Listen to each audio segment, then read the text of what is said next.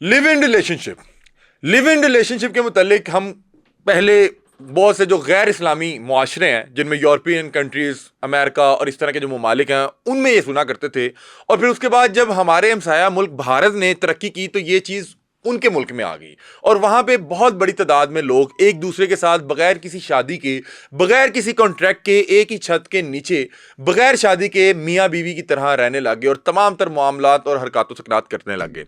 अब ये भारत से होती हुई ये चीज़ पाकिस्तान में आ चुकी है, इस्लामी जमहूरिया पाकिस्तान में, और जैसे ये लिव इन रिलेशनशिप पाकिस्तान में आया है तो ये अपने साथ अपनी बदबख्तियां भी साथ समेट कर लाया है। क्योंकि ओकाड़ा में एक अफसोसनाक वाकया हुआ है जिसमें एक लड़की, जो पढ़ी लिखी लड़की थी, एक हॉस्पिटल में बतौर आईटी एक्सपर्ट इंटर्नशिप कर रही थी। उसकी हॉस्पिटल में जहां पे वो जॉब करती थी वहां पे उसका भाई आया, उस पर फायर खोलता है, उसको बेदर्दी के साथ कत्ल करता है और वहां से फरार हो जाता है। इस अफसोसनाक वाकये की एफआईआर उसी लड़की के वालिद की मुद्दत में कटती है और वालिद एफआईआर में ये मतन लिखवाता है कि मेरे बेटे ने मेरी बेटी को हॉस्पिटल जहां पे वो जॉब करती थी वहां पे जाके उसको बेदर्दी के साथ कत्ल कर दिया गया। इस वाकये की, इस अफसोसनाक वाकये की तमाम तर तफसीलात आपके सामने रखते हैं। लिव इन के मुतालिक पहले मैं आपको थोड़ा सा बता दूं कि लिव इन एक आपने कुछ अर्सा पहले इसको बहुत ज़्यादा सुना होगा और पहले हम ये देखा करते थे कि जितने भी ये यूरोपियन कंट्रीज़ हैं या अमेरिका की बात कर लें या इस तरह की जो मुख्तलिफ ममालिक हैं, वहाँ पर ये बहुत ज़्यादा ये कल्चर राई था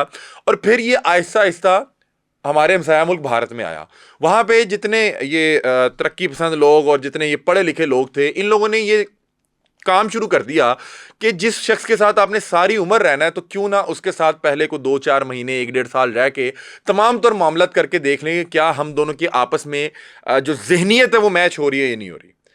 जो कि हमारे मज़हब में तो इसकी बिल्कुल इजाज़त ही नहीं है। लेकिन बहरहाल भारत में ये चीज़ आई और ये अब भारत से होते होते पाकिस्तान में भी आ गया है। और ये पाकिस्तान में सिर्फ ये जो बड़े बड़े शहर हैं, बड़े बड़े जो सूबे हैं, यहीं तक बात महदूद नहीं रही, क्योंकि ये वाकया ओकाड़ा का है। और ओकाड़ा जिस बच्ची को इस बेदर्दी के साथ कत्ल किया गया उसके भाई की जानिब से, उसके भाई को जब गिरफ्तार किया गया तो उसने अपना जो दौरान तफ्तीश बयान दिया तो उसने कहा कि मेरी बहन एक शख्स के साथ, जो है नामहरम शख्स के साथ, बगैर किसी शादी के उसके घर में रहती थी, उसके साथ इसके नाजायज़ ताल्लुकात थे, तो मेरी गैरत ने गवारा नहीं किया तो मैंने उसको जाके गोलियां मार के कत्ल कर दिया। पुलिस के मुताबिक इस शख्स को जदीद टेक्नोलॉजी का इस्तेमाल करते हुए बड़ी मुश्किल अंदाज में छापा और रेड करके इसको गिरफ्तार किया गया है। जबकि हमारे जो ज़राए हमें बता रहे हैं उसमें हमें यह बताया गया कि इस लड़के ने, जाहिर बात है कि अपनी बहन को कत्ल करने के बाद इसके अंदर कहीं ना कहीं तो गिल्ट जागा होगा, कहीं ना कहीं तो वो एक जो शर्मिंदगी है, वो जो जुर्म करने के बाद का एक अफसोस होता है या जो रिग्रेट होता है, उसमें फिर इसने जाके अपनी जो गिरफ्तारी है वो खुद दी। और अब इस तरह के मामलात में होता क्या है जिसमें मुद्दई और जो मुतासरा फैमिली अगर एक ही हो, मतलब कि अब ये इस पर्चे का जो मुद्दई है वो उस लड़की का वालिद है,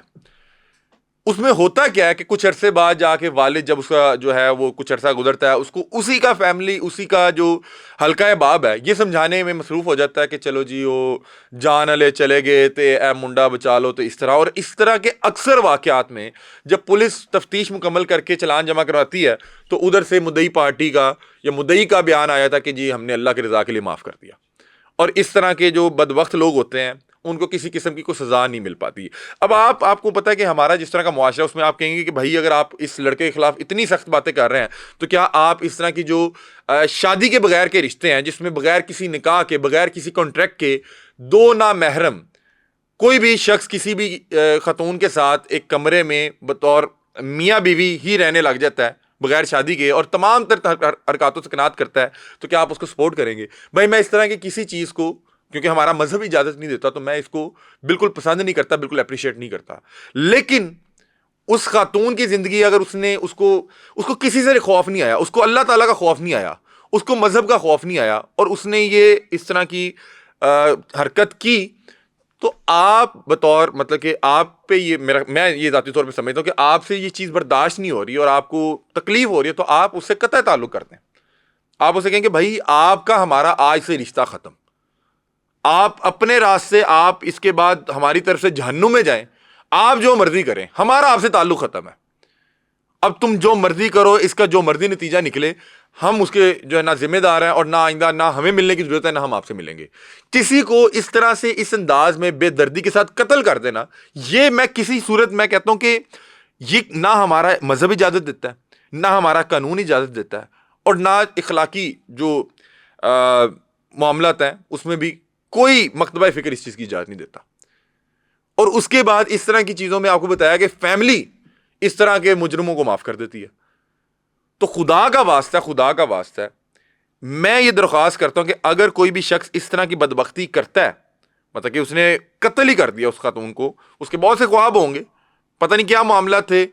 اور بہت سی جگہ میں ہوتا کیا ہے کہ اب آپ کو پتا ہے پاکستان جیسے معاشرے میں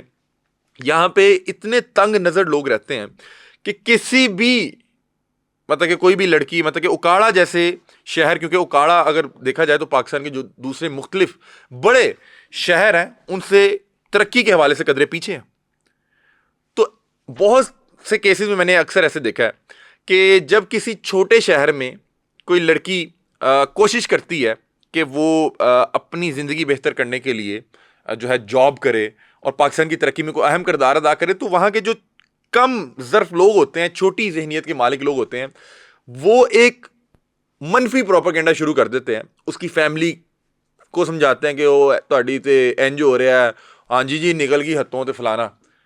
مطلب کہ اب ظاہری بات ہے کہ یہ جو بچی تھی جس کا نام سونیا بتایا جا رہا ہے, یہ آئی ٹی ایکسپرٹ تھی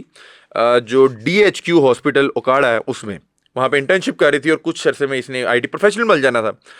اب بہت سے جس بھی علاقے سے یہ آئی تھی, اس کی فیملی کے گردون وہاں بہت سے ایسے حاسدین ہوں گے جو الٹا سیدھا فیڈ ان کر رہے ہوں گے اس کے بھائی کو کہ ہاں جی ہوتے شہر چی یاشیاں کر رہی, ہوتے انج ہو رہا, ہوتے فلانا ہو رہا. اور عین ممکن ہے کہ یہ تمام شرپسندی مطلب کسی حاسد کی طرف سے کی گئی, اور اس نے اس کے بھائی کے ذہن میں اتنی نفرت بھر دی ہو کہ اس نے جا کے اس کے ہاسپٹل جہاں پہ وہ جاب کر رہی تھی وہاں پہ یہ بدبختی کر دی, اس کو بے دردی کے ساتھ قتل کر دیا. تو میں نہ تو لیو ان ریلیشن شپ کو بہت زیادہ اپریشیٹ کرتا ہوں, نہ پسند کرتا ہوں, نہ سپورٹ کرتا ہوں. اور دوسری طرف اگر کوئی شخص, آپ کا کوئی فیملی ممبر کوئی ایسی حرکت کر بیٹھتا ہے جس کو آپ قبول کرنے کے لیے تیار نہیں ہے, آپ سے برداشت نہیں ہو رہی, اس حرکت کی وجہ سے آپ ہرٹ ہوئے ہیں اور آپ اسے برداشت نہیں کر پا رہے, تو آپ اسے قطع تعلق کرتے ہیں. آپ اسے کہیں کہ بھائی آئندہ کے بعد مجھے ملنے کی ضرورت نہیں, نہ میں آپ کو ملوں گا,